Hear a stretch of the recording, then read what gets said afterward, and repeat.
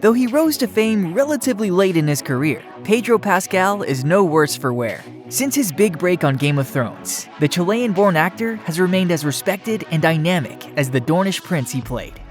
When it came to landing his role as Oberyn Martell on Game of Thrones, Pedro Pascal must have gotten in on pure charisma, because the audition tape he turned in was apparently of poor quality, a testament to how perfectly suited the actor was for the role. Pascal shoddily filmed his Game of Thrones audition on an iPhone in selfie mode. That idea doesn't carry much meaning these days, with phone cameras being high enough quality that even esteemed filmmakers like Steven Soderbergh have shot entire films on smartphones. At the time, however, this was considered a bit of a faux pas for such a major show. Speaking with Variety, showrunners D.B. Weiss and David Benioff called the tape amateurish. However, they ultimately realized that the quality of a tape doesn't matter if the performance is great. And when it came to the Viper, Pascal still stood out as the right man for the job.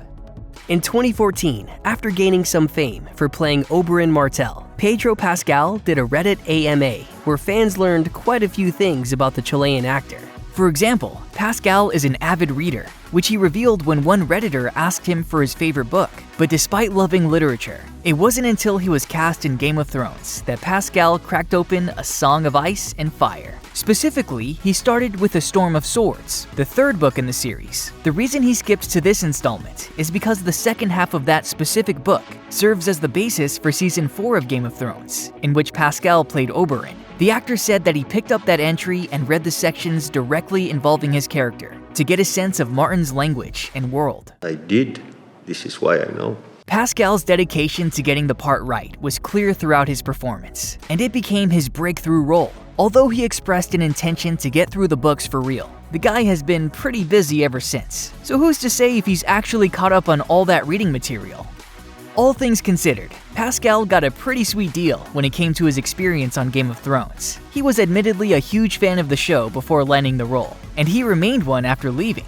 It might be setting the bar low to say that's the best you can ask for on a massive production, but according to Pascal himself, he really did have a great time. For starters, all of Oberyn's scenes were filmed on location in Croatia during the production of the show's 4th season. Pascal found this area of the country beautiful and said in his Reddit AMA that the city of Dubrovnik has since become one of his favorite places in the world. As the actor told GQ, "I might have been the luckiest human to have passed through that show. It was this great role at the height of the show's popularity, a perfectly written season, a perfectly written role. Go in, shoot for 10 weeks, leave. Nobody got a chance to be sick of me." Though many storylines on Game of Thrones take place in inhospitable climates, Pascal got a pretty cushy assignment. While his co-stars were filming in the snow or overnight, he was basking in the sun, usually sitting comfortably in the company of attractive co-stars. Take off your clothes. Prior to his acting career taking off, Pedro Pascal was born in Chile, but spent most of his life in the United States. It wasn't until Game of Thrones and the other on-location blockbuster shoots it led him to that he began to travel to more locations outside of the United States. By 2017, his production schedule required him to trot all over the globe for major movie and television productions. As he told ET Online in 2017, "My life changed. I've been getting to see the world." In the interview, Pascal went on to elaborate that no matter where he went at the time, he was always getting recognized, either from Game of Thrones or Narcos. He relayed one particularly strange encounter when he was traveling, and a fan tried to snap a picture of him while he was snorkeling. He recalled, "I was snorkeling, and this person kept on looking at me. I remember I got really nervous because I thought there was a shark or something." Even when underwater, the star couldn't escape his newfound fame. Oberyn Martell is a feisty fellow with a good deal of leisure time, so it's only natural that he's in pretty good shape. Not only that, but the prince knows how to fight. However, Pascal hadn't quite mastered the art of combat when he was cast in the role. In his 2014 Reddit AMA, Pedro Pascal was asked what kind of training he had to do to stay in shape for his Game of Thrones role. His answer was more interesting than you might expect. Pascal was trained before he even got to Croatia to start filming. First, the actor went to Los Angeles to train in the acrobatic martial art of Wushu, a Chinese martial art that includes the use of weapons and bare-handed attacks. He was then assigned a master to guide his training. As Pascal recalled, "He sort of basically showed me the basics and taught me how to fight with a spear and twist my body around and move in ways I never thought possible." Clearly, all that practice paid off, as Oberyn's battle against the Mountain stands as one of the highlights of the entire show. Pascal was on Game of Thrones for less than a season before his character was killed off. However, the specific way he was killed was so memorable that it led audiences to appreciate the character even more posthumously. Sure, he was beloved for his pansexual libido and overall charm, but his gruesome death was a shocking reminder that pure-hearted, heroic characters don't stick around long in Westeros. Oberyn dies in Season 4, Episode 8 at the hands of Gregor Clegane, also known as the Mountain.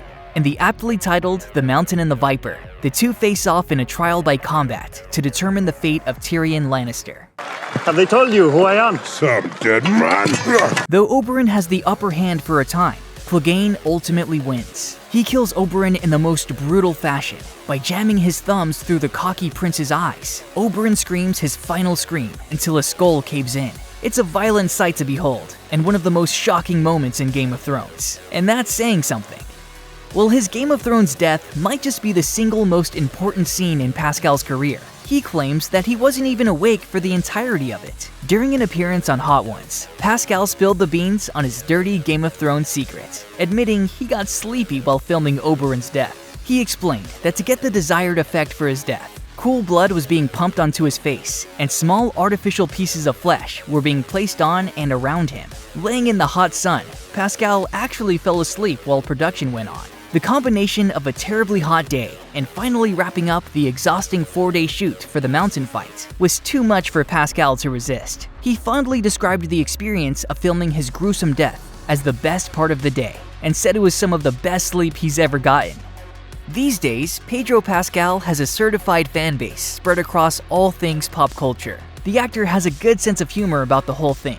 But going back to his first fan interactions, it's clear that a lot has changed over the years. Pascal recalled during a 2023 Hollywood Reporter roundtable that after playing Oberyn on Game of Thrones, he began to get recognized in public. This was the first time the Chilean actor had been recognized widely for a role in his entire career. As a 40-year-old having a brush with true stardom for the first time, Pascal naturally embraced the love. At the start of his rise to fame, Pascal was famously liberal about posing with fans, and even said that he enjoyed it for a time. Soon though, he found a serious reason to be cautious with how he engages with the public.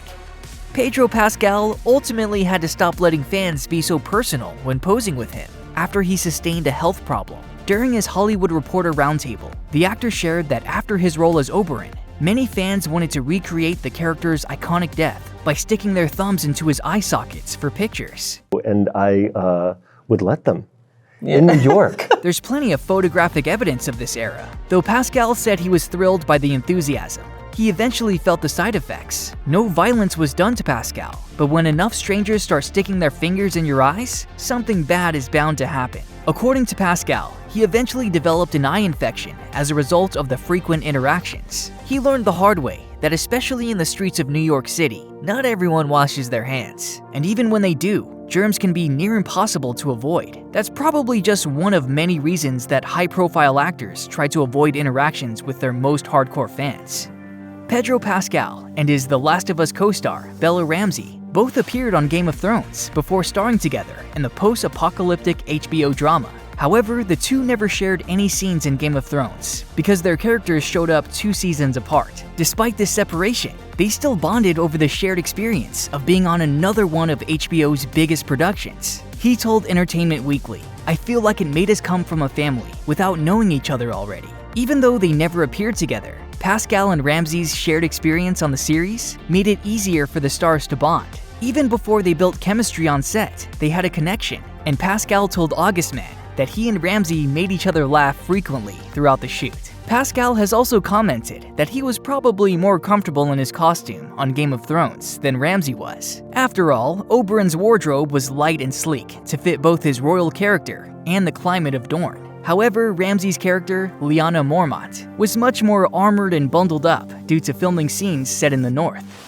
After Game of Thrones, the next major TV role Pedro Pascal picked up was the part of Drug Enforcement Administration agent Javier Peña in Netflix's historical crime drama, Narcos. The series primarily focuses on the drug empire of Pablo Escobar and how it was investigated and eventually taken down by Pascal's character. From the start of the show in 2015, Pascal was one of the most important characters in the story, but for the third season, things needed to shift to make him the star of the show. Luckily, the actor was already well on his ascent to stardom. At the end of Narcos Season 2, Escobar gets shot and dies while attempting to escape law enforcement, ending Wagner Moura's heavily praised performance as the drug lord. In its final season, before pivoting to the spin-off, Narcos Mexico, the series made Peña its central character to fill the hole left by Moura. Pascal was more than capable of shouldering this weight, and he earned immense praise for his performance in Season 3.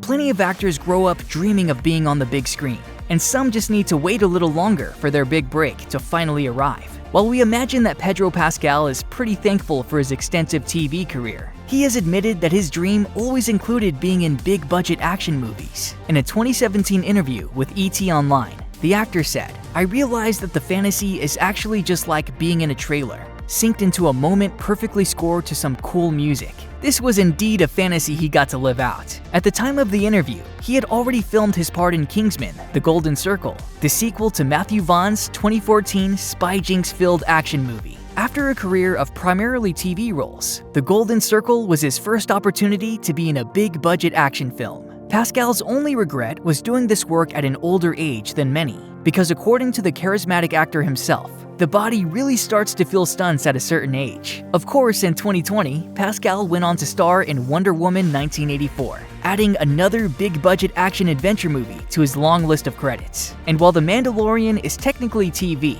we can't deny that the Disney Plus show probably scratches the same itch for Pascal. This is the way.